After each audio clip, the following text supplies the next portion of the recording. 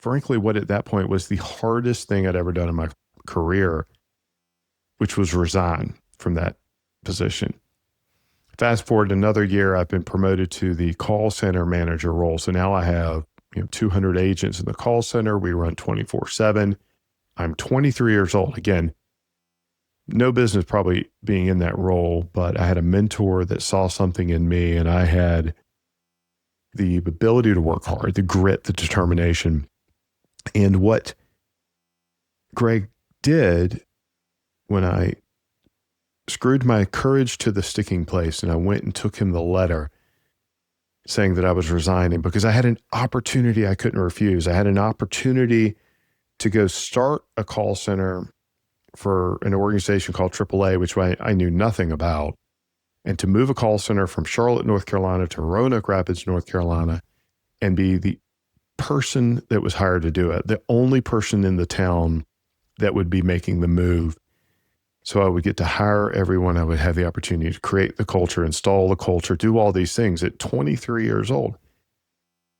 And I was terrified of resigning because Greg had entrusted me. He had invested in me. He had given me these gifts.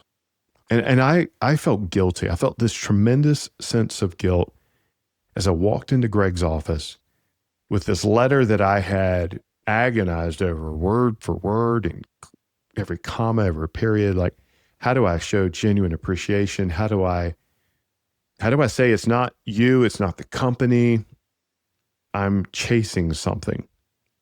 I'm running to something. I'm not running from something, which is a whole nother powerful mental model to talk about and unpack in future episodes. But I walked in, I gave Greg this letter, and he did the most remarkable thing.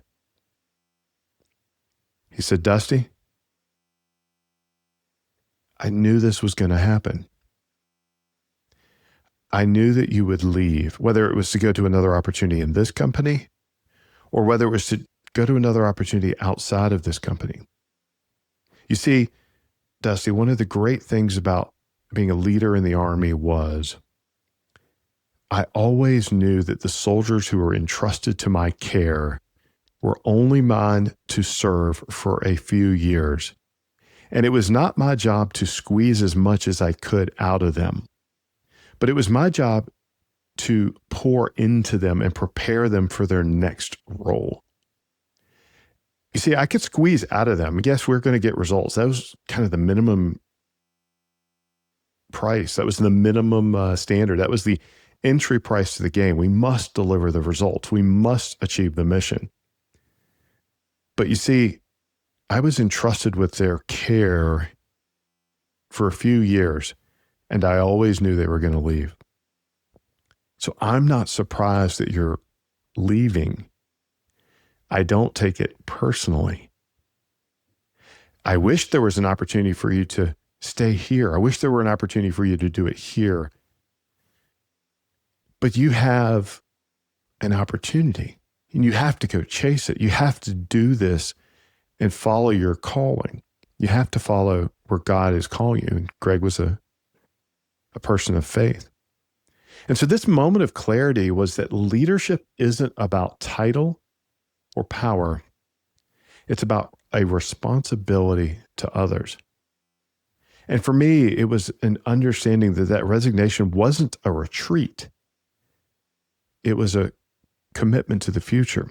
It was embracing a new opportunity to learn, to lead differently, to lead better. I learned so many things from Colonel Camp over the years. I learned so much about how to be a leader, about how to serve others.